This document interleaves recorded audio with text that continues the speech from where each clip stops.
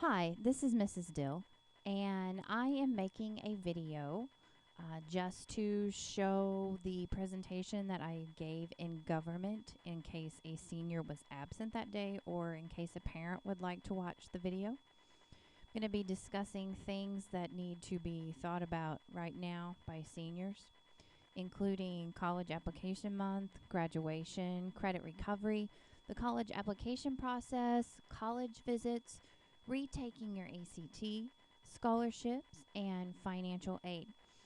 In government, each student was given a yellow folder. In that folder, it contained a copy of their transcript, which would show them their current grade point average, and that is the cumulative grade point average that they're using for college applications, as well as their current class rank and a breakdown of their ACT scores.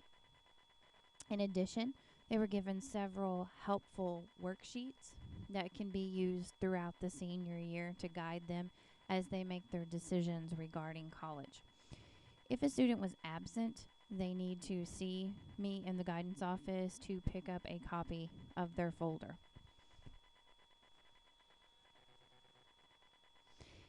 If you have not signed up for Remind, you need to do so. You would text 81010 to the message at FCHS 16, and that way you will be receiving all of my text messages regarding upcoming events. College application month. There is a list of the activities included in the yellow folder, including several dress-up days that will offer gift cards for participation, concluding the month on October 30th with an ice cream party. And to qualify for the ice cream party, the senior must submit at least one college application by October 29th. For graduation, students are required 24 total credits. They also must pass all of their required classes, including government, senior English, business orientation, and any other classes that the student has not previously passed. As far as attendance, seniors need to pay careful attention to their attendance, as well as parents, because there are students in the past who have not received credit for their senior year due to their poor attendance. Fees must be paid to be able to walk in graduation. So if a student has a question about a fee, they can see Mrs. Price. Also, your grade point average is going to continue to be important throughout your senior year. So keep in mind that you may have been accepted by a college based on your grade point average from your freshman through junior year, but colleges will still have the ability to, even after they have accepted you, to deny you after graduation if you do not continue to perform well your senior year. Credit recovery, those students who are behind in credits should have already talked to me regarding a plan for graduation. The college application process, the biggest thing that students need to be aware of with the college application process is that they should apply early. That cannot be stressed enough. Illinois State Universities, as a guide, should be submitted by the end of October, and all other schools by the end of November. However, that is just a guide, and you should look at the particular requirements of the schools that you are applying to. If you apply to a school that is considered early decision and you are accepted to that school, that is a binding contract and you must go there for at least a year. So please keep that in mind. Most colleges that are local do not have an early decision option. Most schools that our students apply to are regular decision or rolling admission, which means that they can be accepted to as many colleges as they apply to, and then later can decide which one they will attend. All students, I recommend, should apply to at least 3 colleges, one of which should be a safety school. Your safety school should be the school that you know that you can get in and yet you know that you can afford.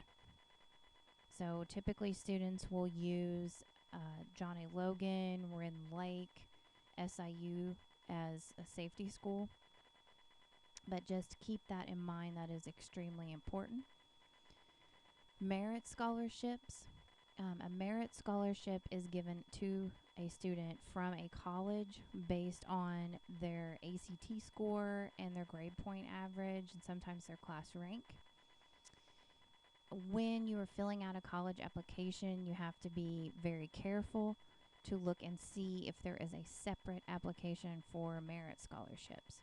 And new this year, SIU Carbondale does have a separate application for their merit scholarship. So please pay attention to that. If you do not know if there is a separate application, please email or call the admissions counselor at the college that you're applying to, or you can come to the guidance office. Transcripts must be sent by the guidance office before a college will even look at the application to consider a student for admission. Students can request transcripts through the Parchment site, which is located on my webpage, and all of the students should have logged into Parchment and understand how to use it. The Parchment service electronically submits the transcript directly to the admissions office of the college. This process is free. There are a few colleges that Parchment does charge $2.50 to submit the transcript. If the student would prefer to submit the transcript for free, the student just needs to send me an email and I will mail the transcript directly to the admissions office. Students should complete online applications rather than paper applications. Students should also keep a copy of the username and password that they use to log on to complete their application, because they will need that username and password to log back in later to see if they are admitted, as well as to see if they receive scholarships and financial aid from that college. Students should also regularly check their email and give the college an email address that they use, because colleges are getting away from mailing information, and most things are done through their online website or through email.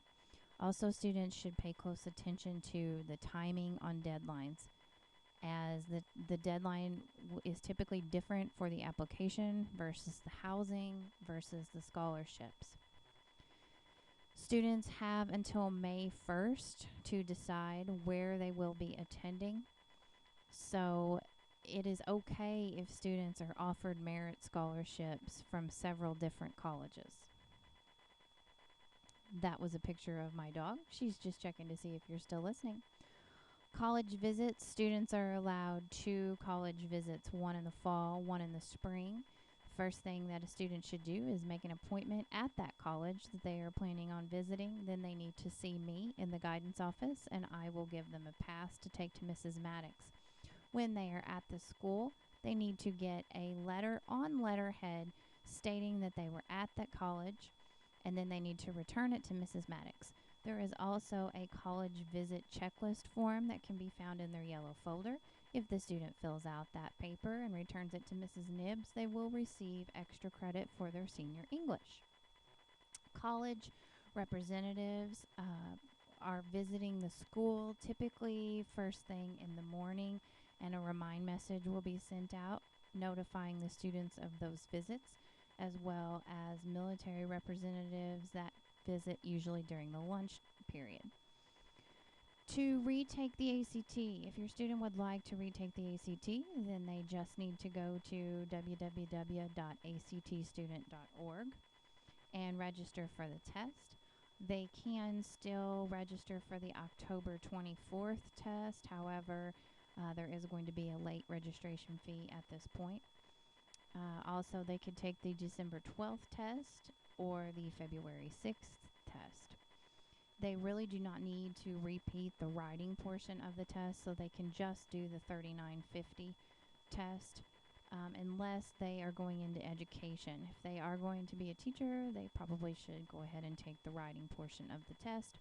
If your student qualifies for free or reduced lunch, they would be able to receive a free fee waiver to avoid paying for the ACT. In addition, the student can choose to take the SAT. To do that, they would register at collegeboard.com. Also, there are some colleges who will not accept the ACT score off of their high school transcript. They insist that it be sent directly from ACT. If your student is applying to a college that needs an official ACT score, then you go to actstudent.org, and the cost is $12 per school to send the ACT. However, most colleges that our students apply to will accept the ACT score that is on the high school transcript. Scholarship information is constantly being put on the guidance webpage, so please keep an eye on that. I do have some search engines such as careercruising.com, FastWeb, CapEx. Those are all good search engines to use. Local scholarships will not be available until in the spring, so you'll want to be keeping an eye out for that after Christmas. Also, keep in mind that colleges offer additional scholarships besides just their merit scholarship on the individual college web pages. So you'll want to check that out as well. And keep in mind that you should never pay to apply for a scholarship. If your student is considering playing Division I, Division II, or Division III sports, please see me, as we will need to complete some additional applications. Financial aid. Financial aid is done through a website, fafsa.ed.gov. That is not something that will be done before January, because you have to wait until 2015 is completed and you have your family's W-2 forms for the year of 2015. However, if you go to fafsa.ed.gov now, there is a financial aid forecaster that you can use that will give you a pretty good idea of if your student will receive financial aid, such as the Pell Grant or the MAP Grant. And this concludes my presentation. If you have any questions, please feel free to call the guidance office at 932-3126, extension 107, or send an email at kdill@wfschools.org. Thank you.